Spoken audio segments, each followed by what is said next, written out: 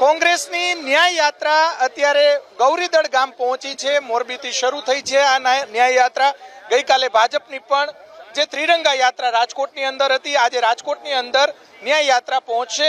TRP game ઝોનની મુલાકાત લેશે, સાથે સાથે સભાનું પણ ઢેબર ચોકમાં આયોજન કરવામાં આવ્યું છે। જિગ્નેશભાઈ આપણી સાથે છે। જિગ્નેશભાઈ, ગઈકાલે ભાજપની યાત્રા, આજે આ તમારી યાત્રા રાજકોટ પહોંચી રહી છે, શું કહેશો? જેપી નડ્ડા અને ભારતીય જનતા પાર્ટીના મુખ્યમંત્રી ગુજરાતના કાલ રાજકોટમાં હતા, તો એમને મન નહીં થયું કે પીડિતોના ઘરે જઈએ, એમને પૂછ્યું કે શા માટે નોન કરપ્ટ અધિકારીઓની એસઆઈટી જોઈએ છે, શા માટે ફાસ્ટ ટ્રેક કોર્ટ અને 1.5 કરોડના વળતરની માગણી કરો છો।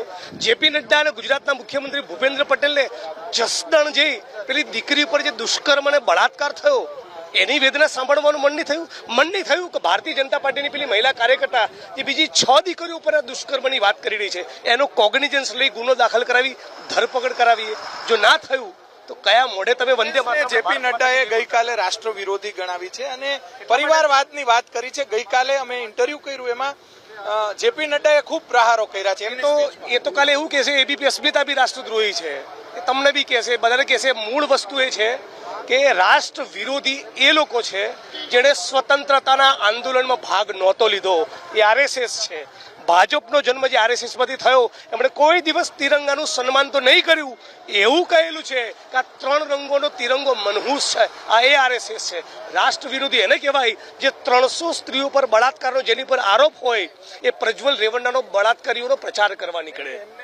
જે પરિવારવાદની પણ વાત કરી છે ગઈકાલે, પણ પીડિતોની વાત કરો ને, તમારા પરિવારની મારા પરિવારની શું વાત કરવાની જરૂર છે? પીડિતોની વાત કરો ને।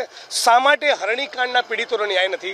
શા માટે મોરબીના પીડિતોનો ન્યાય નથી? શા માટે ટીઆરપીના પીડિતોનું નામ નહીં? શા માટે મોટા મગરમચ્છો જે ભાજપમાં બેઠા છે, જેમના ભ્રષ્ટાચારના પાપના કારણે 240 લોકો મર્યા, એની વાત કેમ ભાજપ નથી કરતું? કેમ ભૂપેન્દ્ર પટેલે જેપી નડ્ડા નથી કરતા? આવો મારી ચેલેન્જ છે જેપી નડ્ડાનો, ખુલ્લી ડિબેટ થઈ જાય જિગ્નેશભાઈ મારી જોડે, આવો ચેલેન્જ કરું છું એબીપીના માધ્યમથી, આવો કરો ચર્ચા। પાલભાઈ આંબલિયા, પાલભાઈ તમે શું કહેશો? જે રીતે યાત્રાનો કેવો પ્રતિસાદ છે? અમે મોરબીથી નીકળ્યા છીએ, આ જો 3જો દિવસ છે અને સતત પીડિત પરિવારો અમારી સાથે છે અને હારે જે ઠેર ઠેર તમે અત્યારે જોયું ગૌરીદળમાં પહોંચ્યા તો લોકોએ જે સ્વાગત કર્યું છે, ઠેર ઠેર સ્વાગત થાય છે।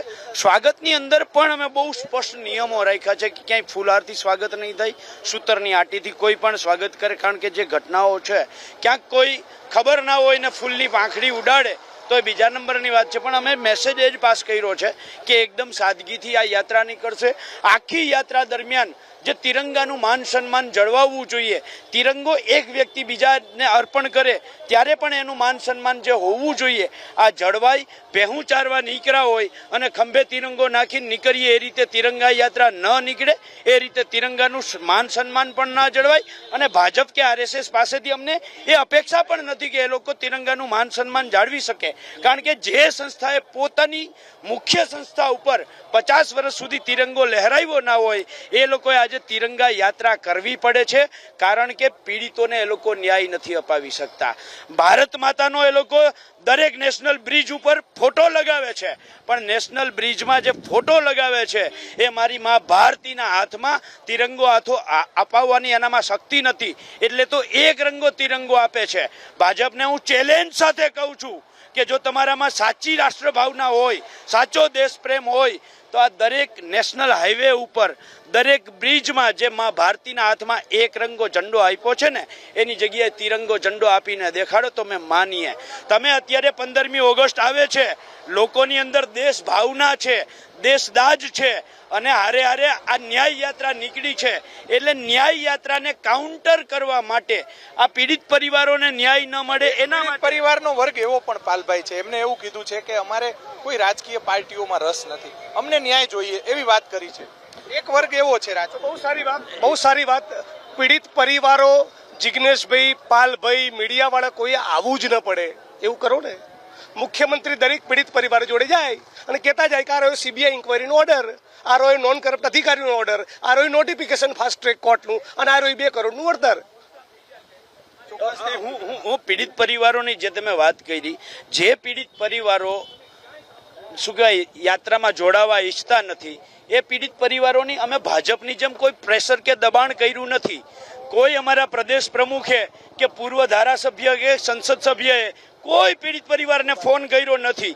જ્યારે ભાજપના ગૃહમંત્રી ફોન કરીને પીડિત પરિવારોને કહે છે કે તમે કોંગ્રેસમાં જોડાતા નહીં, આ ન્યાય યાત્રામાં જોડાતા નહીં. અમે જે લોકો સ્વેચ્છાએ અમારી હારે જોડાવા માંગે છે, જે લોકોએ અમને કહ્યું છે કે અમારી લડાઈ તમે લડો, એ જ લોકો અમારી સાથે. પરિવાર સાથે આપણે વાત કરીશું. આજ રાજકોટ યાત્રા પહોંચી રહી છે, આપ કઈ રીતે જુઓ છો? તમે પણ તમારો દીકરો ગુમાવ્યો છે.